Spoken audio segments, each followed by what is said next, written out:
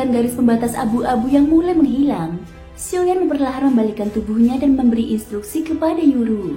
Setelah garis pemisah abu-abu itu benar-benar lenyap, jangan terburu-buru bergerak. Benda-benda ini meski sangat berharga, sesungguhnya seperti bara api di tangan. Siapa yang terlebih dahulu menggenggamnya, justru bisa menjadi awal petaka. Mendengar itu, Yuru mengangguk perlahan. Dia tentu paham, siapapun yang pertama kali mendapatkan harta karun itu pasti akan menjadi sasaran kritik publik. Di dalam aula utama ini berkumpul ratusan tokoh kuat. Satu pukulan dari tiap-tiap mereka saja akan membuat siapapun remuk tak tersisa, bahkan jika sekuat Wuhuan sekalipun. Namun, peringatan Xiaoyan ini justru membuat Yuru semakin meninggikan penilaiannya terhadap pemuda itu. Di sisi lain, para tetua seperti Baisan yang memperhatikan diam-diam mengangguk pelan. Mereka tampak semakin menyukai Xiaoyan yang tidak larut dalam nafsu terhadap harta. Xiaoyan ini tidak hanya berbakat dalam hal kultivasi, tetapi juga memiliki pencapaian luar biasa dalam seni alkimia. Lebih dari itu, meski masih muda, dia tidak menunjukkan kesombongan sebagaimana umumnya anak muda. Sungguh tepat keputusan ketua yang lebih dahulu mengikatnya dengan asosiasi alkemis kita. Pilihan yang sungguh bijak. Jika takdir besar ini memang jatuh ke tangan Xiaoyan, itu bukan hal buruk. Tidak heran ketua sering mengingatkan dan memperhatikannya. Bahkan aku pun kini bisa merasakan aura luar biasa dari dirinya. Pemuda ini benar-benar tidak sederhana. Sementara itu, pandangan Xiaoyan terpaku pada 7 bola cahaya yang menggantung di udara aula. Dia bisa merasakan tatapan semua orang yang hadir di dalam ruangan pun tanpa sadar. Memusatkan pandangan yang sama, sorotan mata mereka memantulkan cahaya dari bola-bola tersebut. Wuhuan dengan wajah tegang tidak melepaskan pandangannya dari 7 bola cahaya. Matanya terus bergerak, seolah sedang mempertimbangkan sesuatu. Di sisi lain, kelompok yang dipimpin oleh Feng Yi pun menunjukkan reaksi serius. Kening mereka berkerut ketika memandangi 7 bola cahaya itu. Di dalam aula ini saja, jumlah orang telah mencapai hampir 500. Benar-benar terlalu banyak serigala dan dagingnya sedikit. Dan tiba-tiba, suara lembut terdengar di telinga Xiaoyan. Itu adalah suara Raja Naga Emas. Segel itu akan segera hilang. Xiaoyan lalu bertanya dengan raut wajah cemas. Paman Guru, apakah kamu mengetahui semua itu? Namun, Raja Naga Emas hanya menggelengkan kepalanya. Jangan bertanya kepadaku. Bahkan aku pun tidak sepenuhnya memahami isi dari peninggalan para tokoh kuno ini. Kita hanya bisa melangkah selangkah demi selangkah. Ketika garis pemisah berwarna abu-abu akhirnya benar-benar sirna, terdengar suara seseorang di antara kerumunan. Garis pembatasnya lenyap. Di saat yang sama, dinding tak kasat mata yang seolah terbuat dari energi doki pun hancur berkeping-keping. Seseorang telah tak kuasa menahan diri. Dia melesat seperti kilat ke arah salah satu dari 7 bola cahaya yang tergantung di udara, ingin segera menggenggamnya lebih dahulu. Namun begitu sosok itu mendekat, ke-7 bola cahaya itu mulai bergetar hebat. Dalam sekejap, masing-masing dari mereka memancarkan sinar yang jauh lebih menyilaukan dari sebelumnya. Di tengah kilau itu, benda yang sebelumnya tampak samar pun kini menjelma menjadi gulungan kuno yang benar-benar nyata di hadapan mata. Aura kuno pun perlahan menyebar dari gulungan-gulungan itu, membuat nafas para ahli dalam aula menjadi berat. Mata mereka pun mulai memerah diliputi nafsu. Itu adalah teknik do tingkat Xian. Teriakan seseorang memecah keheningan. Dalam hitungan detik, suasana yang tadinya sunyi pun seketika berubah menjadi hiruk pikuk. Riuh suara pertempuran terdengar dari segala arah. Doki yang kuat meledak satu persatu. Sosok-sosok tubuh berterbangan seperti belalang. Salah satu sosok hitam bergegas menuju salah satu bola cahaya. Teknik do tingkat Xian ini milikku. Tawa liar meledak dari mulut pria itu. Kejayaan sudah ada di depan mata. Dia tahu, teknik tingkat Xian merupakan simbol kebesaran klan dan sekte. Mendapatkannya mungkin berarti jalan menuju ketenaran dan kekuasaan akan terbuka lebar. Namun saat tangannya hampir menyentuh bola cahaya itu, tubuhnya langsung lenyap. Bukan sekedar terhempas atau luka-luka, melainkan hancur berkeping-keping bagai kaca dihantam palu. Bahkan jiwa sekalipun turut musnah, tanpa sempat melarikan diri sedetik pun. Pemandangan yang menegangkan itu membuat seluruh aula membeku. Semua yang melihat hanya bisa menarik nafas berat. Namun sebelum siapapun bisa bereaksi lebih jauh, gelombang suara nyaring menggema dari tempat bola cahaya itu berada. Suara itu membawa tekanan dahsyat yang membuat wajah para ahli berubah tegang. Tiba-tiba, suara angin mengoyak udara bergema di seluruh aula. Kabut putih menyelimuti langit-langit aula, kemudian berkumpul menjadi satu. Dalam kabut yang perlahan menipis, tampak 7 sosok berdiri di sekitar 7 bola cahaya. Di saat yang sama, Semua orang yang hadir mendongakkan kepala. Apa yang mereka lihat membuat jantung mereka berdebar lebih kencang. 7 patung batu yang sebelumnya berada di sekeliling Balairung telah menghilang. Celaka, para penjaga telah terbangun. Kebanyakan tokoh kuat langsung mengerutkan alis. Mereka sangat memahami kekuatan ke-7 patung batu tersebut. Jika benar mereka bangkit, maka perebutan 7 teknik Do tingkat Xian akan menjadi semakin berdarah. Xiaoyan menatap ke atas, menatap 7 sosok yang kini berdiri gagah. Yang berdiri di tengah memakai jubah abu-abu. Sementara 6 lainnya berdiri simetris di sisi kanan dan kirinya. Lapisan batu yang sebelumnya menutupi tubuh mereka telah lenyap, memperlihatkan tubuh yang tampak seperti manusia biasa. Namun Xiaoyan bisa merasakan bahwa kekuatan mereka tidak kalah dibanding Wu Huan. Terutama sosok di tengah yang berjubah abu-abu. Auranya tersembunyi, seolah-olah tidak memiliki kekuatan sama sekali. Tapi justru karena itu, Xiaoyan tahu dialah yang paling berbahaya. Kabut putih di langit-langit aula pun sepenuhnya sirna. Wajah para penjaga akhirnya terlihat jelas. Dan dalam sekejap, Balairung kembali meledak dalam kegemparan. 7 berkas cahaya dari gulungan teknik pun melesat dan menyatu ke dalam tubuh ke-7 penjaga tersebut. Detik berikutnya, ke-7 sosok itu membuka mata mereka yang telah tertutup selama ribuan tahun.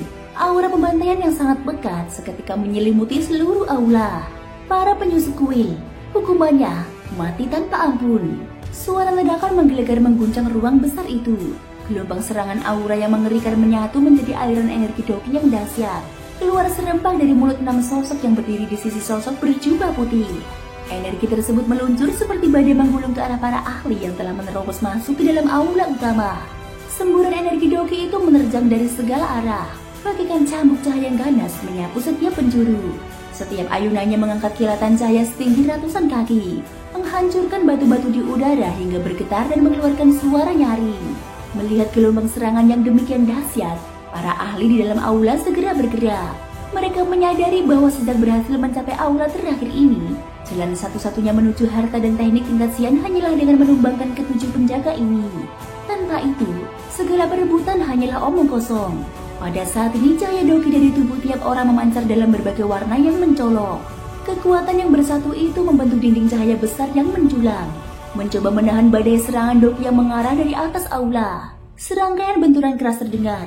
Serangan suara yang mengerikan menghantam dinding cahaya hasil gabungan doki mereka. 2 kekuatan besar itu bertahan dalam ketegangan, menimbulkan suara gemeretak yang menusuk telinga. Di tengah kekacauan, suara seruan keras terdengar. 9 neraka, telapak pembunuh api, hancurlah. Itulah teriakan Wu Huan, yang melihat 2 pilar cahaya yang sedang bertahan di depannya mulai terguncang. Dia segera mengerahkan seluruh doki dalam tubuhnya. Aura dahsyat menyembur dari dirinya seperti gelombang besar. Dia tahu, jika ada satu saja yang menyusup atau mengintervensi, pilar itu pasti akan hancur. Dan benar saja, saat kekuatan mereka bersatu menerjang, dinding cahaya yang terbentuk pun tak kuasa bertahan dan pecah berkeping-keping. Kesadaran pun mulai menyebar di antara mereka. Situasi ini sama seperti saat mereka berada dalam formasi sebelumnya. Semua orang terikat dalam nasib yang sama. Jika tidak bersatu untuk melawan para penjaga ini, maka tidak akan ada yang bisa melangkah maju. Ketika serangan suara itu akhirnya menghilang, para ahli di aula mengangkat kepala mereka dengan penuh kewaspadaan dan memandang ke arah 7 sosok yang berdiri di atas tangga batu. Ke-7 penjaga itu berdiri tegak, tak bergerak. Tepat di atas mereka, tampak sebuah kerangka putih yang duduk di atas tahta tulang, serta sebuah peti mati biasa yang tampak sederhana namun mengandung aura misterius. Di bawah tangga, berdiri seorang pria berjubah putih. Sosok itu tampak seperti seorang pria parubaya, tenang dan diam. Tidak ada setitik pun aura doki yang bisa dirasakan darinya, seolah dia hanyalah manusia biasa. Dia membelakangi semua orang di dalam aula, mendongak dengan tenang memandangi kerangka yang duduk di atas tahta. Di matanya terpantul cahaya pengagungan yang dalam, seolah sedang memuja dewa. Di bawah tempat pria berjubah putih berdiri, 6 pria kekar berdiri berjajar membentuk formasi, masing-masing menghadap ke arah para pengunjung yang baru datang. Tatapan mereka tajam dan penuh niat membunuh, laksana prajurit yang menanti perintah sang jenderal. Para ahli di dalam aula pun terbelalak kaget. Sosok-sosok ini dibandingkan dengan patung batu yang mereka lihat sebelumnya benar-benar berbeda. Mereka sekarang hidup, nyata, tidak berbeda dari manusia biasa. Amarah pun meletup dari dada Wu Huan. Bajingan! Setelah bertahun-tahun berlatih keras hingga meraih kekuatan di puncak Dodi bintang 3, dia berambisi menunjukkan keunggulan di tempat ini. Namun kini, justru dia merasa seperti prajurit tanpa senjata, sama sekali tidak berdaya. Bahkan dengan kekuatan saat ini, menghadapi satu dari 6 penjaga itu saja sudah cukup membuatnya kewalahan, apalagi melawan sang misterius berjubah putih. Di sisi lain, Feng Yi mengepalkan jemari mobilnya dengan kuat. Di belakangnya, rok pelanginya bergoyang, memancarkan warna baru yang seolah mencerminkan kegundahan hatinya. Sialan, informasinya salah. Lompatan keluar dari seorang pria yang tubuhnya diliputi aura kematian.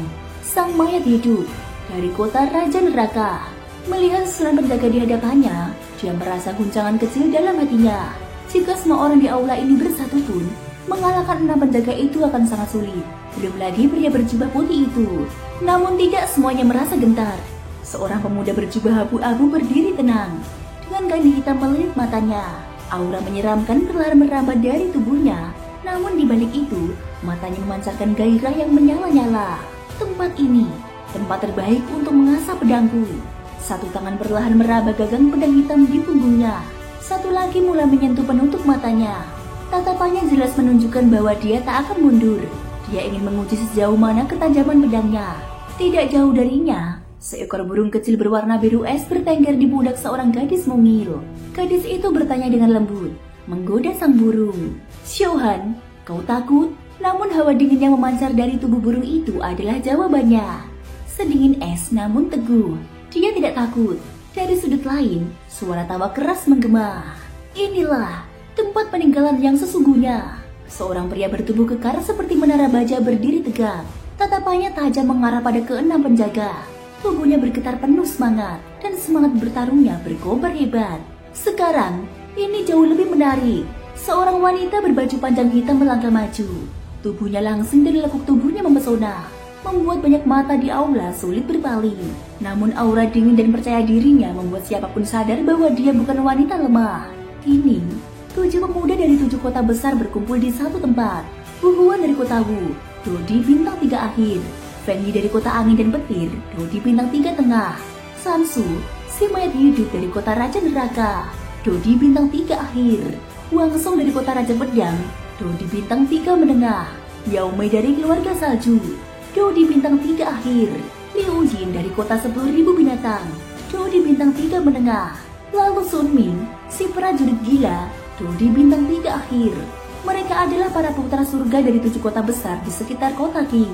Kini mereka semua telah menyatakan sikapnya. Di sisi lain, di antara para ahli itu, suara lembut terdengar. "Yuru, nanti saat pertempuran dimulai, ikutlah denganku. Tempat ini dipenuhi bahaya. Aku tidak percaya penjaga itu adalah satu-satunya rintangan di sini." Itu suara Xiaoyan.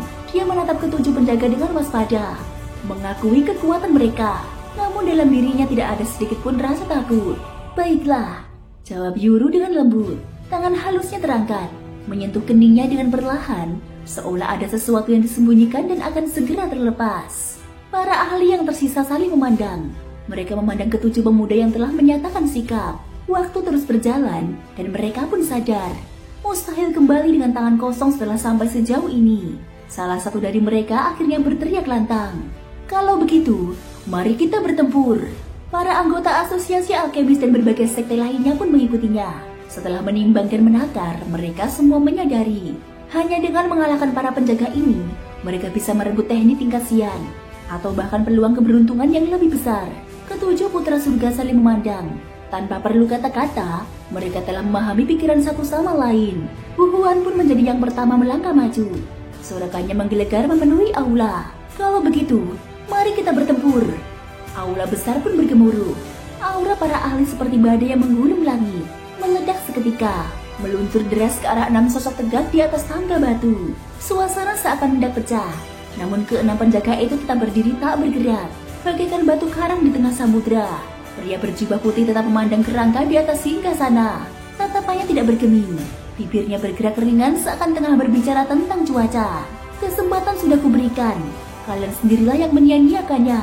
Jika demikian, maka kalian pasti mati." Kata-katanya seperti pedang yang membelah udara.